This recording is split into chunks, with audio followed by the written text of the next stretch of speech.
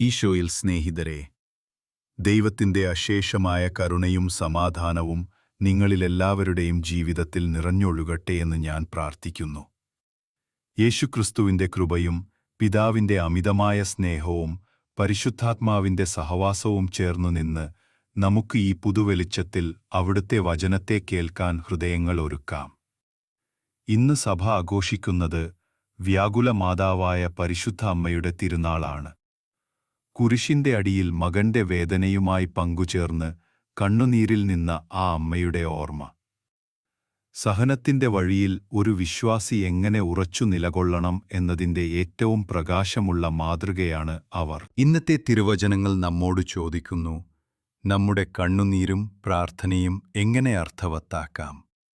വിശുദ്ധ പൗലോസ് പ്രാർത്ഥനയുടെ ശക്തിയെ ഓർമ്മിപ്പിക്കുമ്പോൾ സുവിശേഷം അമ്മയുടെ സഹനത്തിലൂടെ അതിന്റെ പൂർണ്ണത നമ്മിലേക്ക് വെളിപ്പെടുത്തുന്നു. ജീവിതത്തിലെ വേദനയും ഒറ്റപ്പെടലും നേരിടുമ്പോൾ നമ്മൾ പലപ്പോഴും ചോദിക്കുന്നു, ഈ കണ്ണുനീരിനൊരു വിലയുണ്ടോ?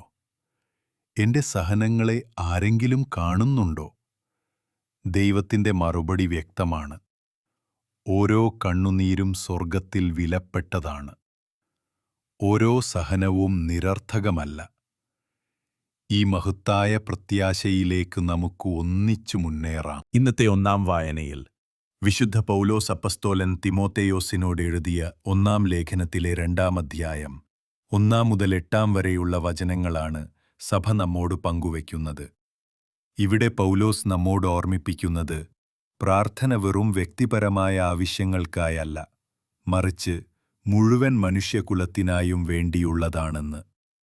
നേതാക്കന്മാർക്കും ഭരണാധികാരികൾക്കും വേണ്ടി പ്രത്യേകിച്ച് പ്രാർത്ഥിക്കണമെന്നും അദ്ദേഹം പറയുന്നു.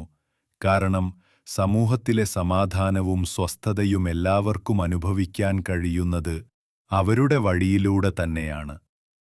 ദൈവത്തിന്റെ ആഗ്രഹം വ്യക്തമാണ്. എല്ലാവരും രക്ഷിക്കപ്പെടുകയും സത്യത്തെ അറിയുകയും ഇതിന്റെ സാക്ഷ്യം പ്രസംഗിക്കാനും സത്യത്തിന്റെ വെളിച്ചം എല്ലാവരിലും എത്തിക്കാനും തന്നെയാണ് പൗലോസ് അപ്പസ്തോലനായും അധ്യാപകനായും വിളിക്കപ്പെട്ടത്. അതുകൊണ്ടുതന്നെ വിശ്വാസികൾ എല്ലാ സ്ഥലങ്ങളിലും കലഹവും ക്രോധവും വിട്ട് ശുദ്ധമായ മനസ്സോടെ കരങ്ങൾ ഉയർത്തി പ്രാർത്ഥിക്കണമെന്ന് അദ്ദേഹം നമ്മോട് ആഹ്വാനം ചെയ്യുന്നു. ഈ വചനങ്ങൾ നമ്മെ പഠിപ്പിക്കുന്നത് പ്രാർത്ഥനയിലൂടെ നാം ദൈവവുമായി മാത്രം ബന്ധപ്പെടുന്നതല്ല, മറിച്ച് ലോകത്തിന്റെ സമാധാനത്തിലും സത്യത്തിലും പങ്കുചേരുന്നവരാകുന്നതാണെന്ന സത്യമാണ്. സ്നേഹിതരെ, വിശുദ്ധ പൗലോസ് നമ്മോട് പറഞ്ഞത് എത്ര ഹൃദയസ്പർശിയാണ്. എല്ലാ മനുഷ്യർക്കും വേണ്ടി പ്രാർത്ഥിക്കണം എന്ന ആഹ്വാനം. ഇതെന്തിനാവുന്നു? നമ്മൾ മറ്റുള്ളവർക്കായി പ്രാർത്ഥിക്കുമ്പോൾ ആദ്യം അതിൻ്റെ ഫലം നമുക്ക് തന്നെ ലഭിക്കുന്നു. വെറുപ്പവും വിദ്വേഷവും നമ്മുടെ ഹൃദയത്തിൽ നിന്ന് നീങ്ങുന്നു. ഹൃദയം വിശാലമാവുന്നു. ദൈവത്തിൻ്റെ സമാധാനം നമ്മുടെ ഉള്ളിലേക്ക് ഒഴുകുന്നു. മറ്റുള്ളവരുടെ വേദനയിലൂടെയും നിങ്ങളുടെ കനിവിൻ്റെ കരങ്ങൾ ഉയർത്തുക. നിങ്ങളുടെ സ്വന്തം ഭാരം ദൈർഘ്യമാകും, ചെറുതായി ലഘൂകരിക്കും. എന്നാൽ പ്രധാനമായ വാചകം, ദൈവത്തിനും മനുഷ്യർക്കുമിടയിൽ ഏക മധ്യസ്ഥൻ, മനുഷ്യനായ യേശുക്രിസ്തു. അതെ, ക്രിസ്തു നമ്മുടെ ഏക മധ്യസ്ഥനാണ്. എന്നാൽ ആ മധ്യസ്ഥതയിൽ പങ്കുചേരാൻ നമ്മളെല്ലാവരെയും വിളിക്കുന്നു. ഒരാൾക്കു വേണ്ടി കരങ്ങളും. സ്നേഹിതരെ, നമ്മുടെ പരിശുദ്ധ അമ്മയുടേത് എത്ര വലിയ മാതൃഭക്തിയുടെ ഉദാഹരണമാണ്. കുരിശിന്റെ അടിയിൽ അവളുടെ ഹൃദയം തന്റെ വേദനയിലേതായി മാത്രം മടങ്ങിയില്ല. മകരുണയും കരുണയും ചേർന്ന ആ ഹൃദയം തന്റെ പുത്രന്റെ രക്ഷാകരമായ പ്രാർത്ഥനയിലൂടെ ലോകമെമ്പാടുമുള്ള എല്ലാവർക്കും വേണ്ടി ഉയർന്നു. ഓരോരുത്തരെയും ആ അമ്മയുടെ ഹൃദയത്തിൽ ഉൾപ്പെടുത്തി അവളെ മധ്യസ്ഥരുടെ മധ്യസ്ഥ എന്ന് വിശേഷിപ്പിക്കുകയാണ് തിരുസഭ. ക്രിസ്തുവെന്ന ഏക മധ്യസ്ഥനിലേക്കുള്ള നാം സഞ്ചരിക്കാൻ ആ അമ്മ നമ്മുടെ ഏറ്റവും വലിയ മാർഗദർശിയാണ്. ഇന്നത്തെ ഒന്നാം വായന നമ്മോട് ഓർമ്മിപ്പിക്കുന്നത് പ്രാർത്ഥന സ്വാർത്ഥമാകരുത്. നമ്മുടെ കരങ്ങൾ മറ്റുള്ളവർക്കായി ഉയരണം എന്നതാണ്. വിശുദ്ധ പൗലോസ് പറയുന്ന പ്രാർത്ഥനയുടെ ശക്തിയും സഹനത്തിന്റെ മഹത്വവും നമ്മെ കാൽവരിയുടെ നെറുകയിലേക്കും കുരിശിന്റെ അടിക്കൊയിലേക്കും നയിക്കുന്നു. ഇന്ന് നമുക്ക് നൽകിയ സുവിശേഷത്തിൽ യോഹന്നാന്റെ 19-ാം അധ്യായത്തിലെ 25 മുതൽ 27 വരെ വരുന്ന വചനങ്ങൾ യേശുവിന്റെ കുരിശിനരികെ നിന്ന അമ്മയും ശിഷ്യരും അനുഭവിച്ച അനുഗ്രഹഭരിതമായ ദൃശ്യമാണ്. യേശു തന്റെ അമ്മയെയും ശിഷ്യനെയും പരസ്പരം പരിചയപ്പെടുത്തി. അവളെ ശിഷ്യന്റെ ഭവനത്തിൽ സ്വീകരിക്കാമെന്നു നിർദ്ദേശിക്കുന്ന ഈ കാഴ്ച പ്രാർത്ഥനയുടെ ശക്തിയും സ്നേഹത്തിന്റെ പരിമിതിയെ മറികടക്കാനുള്ള ക്രിസ്തീയ ഐക്യത്തിന്റെ അടയാളമാണ്. സ്നേഹിതരെ, ക്രിസ്തുവിന്റെ സുവിശേഷകൻ ലളിതമായി പറയുന്നു, അവർ അവിടെ നിൽക്കുന്നുണ്ടായിരുന്നു. എന്നാൽ ആ നിൽപ്പു പറയുന്നത് അനേകം വാക്കുകളിൽ പറയാൻ കഴിയാത്ത കാര്യങ്ങൾ, സഹനത്തിന്റെയും സ്നേഹത്തിന്റെയും ഉത്തമ മാതൃക, ഒറ്റപ്പെടലിനിടയിലും ഉറപ്പുള്ള സാന്നിധ്യം. നമ്മളും ജീവിതത്തിൽ പലപ്പോഴും ഒറ്റപ്പെടാറുണ്ട്. രോഗഭാരം, കടങ്ങൾ, ബന്ധങ്ങളുടെ തകർച്ച. ആ സമയങ്ങളിൽ ഓർക്കുക, കുരിശിൻ ചുവട്ടിൽ നിന്ന ആ അമ്മ ഇന്നും നിങ്ങളുടെ വേദനയിൽ നിങ്ങളുടെ പക്കൽ നിൽക്കുന്നു. ഒരു സ്നേഹമുള്ള താങ്ങായി, നിശബ്ദമായി പറയുന്നതുപോലെ, മകനേ, മകളെ, നീ തനിച്ചല്ല, ഞാൻ നിന്നോടൊപ്പമുണ്ട്. കുറച്ചു വർഷങ്ങൾക്ക് മുൻപ് ക്യാൻസർ രോഗം ബാധിച്ച് ICUവിൽ സ്നേഹിതരെ, കുരിശിൻ ചുവട്ടിലെ പരിശുദ്ധ അമ്മയുടെ മനോഭാവം നമ്മെ എന്നും പ്രചോദിപ്പിക്കുന്നു. നമ്മുടെ വേദനകളെ മാറ്റാൻ അവൾക്ക് കഴിയുമെന്നില്ല. പക്ഷേ നമ്മെ താങ്ങാനും നമ്മുടെ വേദനകളുടെ വഴികളിലൂടെ നമ്മോടൊപ്പം നടക്കാനും അവളുടെ സാന്നിധ്യമുണ്ടാകും.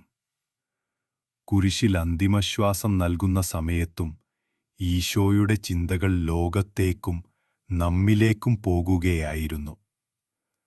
തന്റെ അമ്മയെ ശിഷ്യനായ യോഹന്നാന്റെ പക്കൽ കൈമാറി പറഞ്ഞത്, സ്ത്രീയെ, ഇതാ നിന്റെ മകൻ എന്നത്.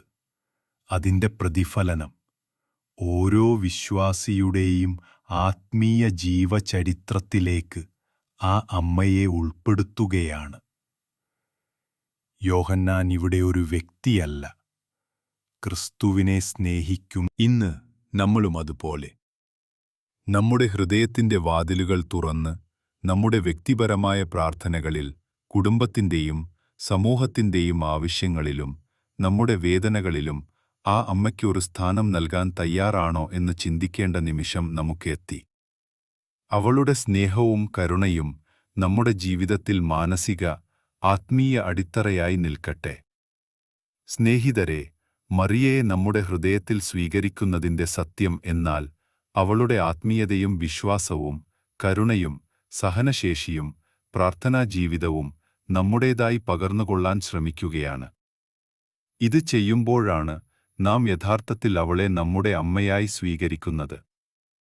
ഇന്നത്തെ അമ്മയുടെ 7 വ്യാകുലങ്ങളെക്കുറിച്ച് ധ്യാനിക്കുമ്പോൾ ശിമെയോന്റെ പ്രവചനത്തിൽ നിന്ന് യേശുവിന്റെ ശരീരം കല്ലറയിൽ സംസ്കരിക്കപ്പെടുന്നതുവരെ അവൾ അനുഭവിച്ച വേദനകൾ തനിക്കുവേണ്ടിയല്ല, നമുക്കോരോരുത്തർക്കും നമ്മുടെ രക്ഷയ്ക്കായുള്ളതാണ്.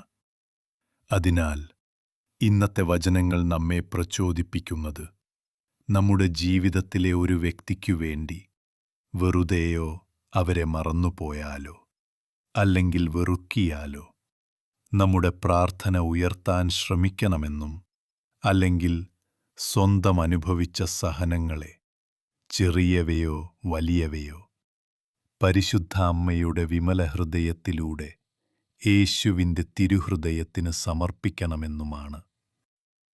നമുക്ക് പറയാം, അമ്മേ. സ്നേഹിതരെ, നമ്മൾ സ്വയം ചോദിക്കേണ്ടത് ഒരു ഹൃദയസ്പർശിയായ ചോദ്യമാണ്. എന്റെ അനുഭവിച്ച സഹനങ്ങൾ ഞാൻ എത്രത്തോളം സ്വാർത്ഥതയോടെ കാണുകയാണ്, അതോ ആ സഹനങ്ങളെ മറ്റുള്ളവരുടെ നന്മയ്ക്കായി പ്രാർത്ഥനാപൂർവം സമർപ്പിക്കുകയാണോ ചെയ്യുന്നത്? വ്യാകുല മാതാവ് നമ്മെ രണ്ടാം വഴിയിലേക്ക് പ്രേരിപ്പിക്കുന്നു. നമ്മുടെ വേദനകളും കരയും ഒരു ഉയർന്ന ഉദ്ദേശ്യത്തിനായി സമർപ്പിക്കാനും. നിമിഷം കണ്ണുകൾ അടച്ച് ഹൃദയം ദൈവസന്നിധിയിലേക്ക് ഉയർത്താം. സ്നേഹവും കാരുണ്യവും നിറഞ്ഞ പിതാവേ, ഈ അനുഗ്രഹീത നിമിഷം നിങ്ങളുടെ വചനത്തിൽ ഹൃദയങ്ങൾ എത്തിക്കാനുള്ള അവസരം ഞങ്ങൾക്ക് നൽകിയതിന് നന്ദി. കർത്താവേ, സഹനത്തിന്റെ പാതയിൽ പലപ്പോഴും വ്യാകുലമാതാവേ, പരിശുദ്ധ അമ്മയെ, നമ്മുടെ പ്രാർത്ഥനകൾ നിങ്ങൾക്കായി ഉയർത്തുന്നു. പ്രത്യേകിച്ച് രോഗബാധിതരായ, കടബാധ്യതയിൽ വേദനിക്കുന്ന, ബന്ധങ്ങളിൽ ഒറ്റപ്പെട്ട, തൊഴിൽ നഷ്ടമോ മറ്റേതെങ്കിലും പ്രതിസന്ധികളോ നേരിടുന്ന, മക്കളില്ലാതെ ദുഃഖിക്കുന്ന, വിശ്വാസം നഷ്ടപ്പെട്ടവരായ എല്ലാ മക്കൾക്കായി. അമ്മേ, അവരുടെ കണ്ണുനീർ ഒപ്പണമേ, അവരുടെ മനസ്സിൽ ആശ്വാസം വിതരണമേ, അവരെ യേശുവിന്റെ വലിപ്പുള്ള സ്നേഹത്തിലേക്ക് നയിക്കണമേ. സ്നേഹമുള്ള ദൈവമേ, ഈ പ്രാർത്ഥനയിൽ പങ്കുചേർന്ന എല്ലാ വിശ്വാസികളെയും അവരുടെ കുടുംബങ്ങളെ, അവരുടെ ജീവിതത്തെ നിങ്ങളുടെ കരങ്ങളിൽ സമർപ്പിക്കുന്ന ദാനം അവരിലെല്ലാവർക്കും നിറയട്ടെ. നമുക്ക് നിറയട്ടെ. നമുക്ക് ഒരുമിച്ച്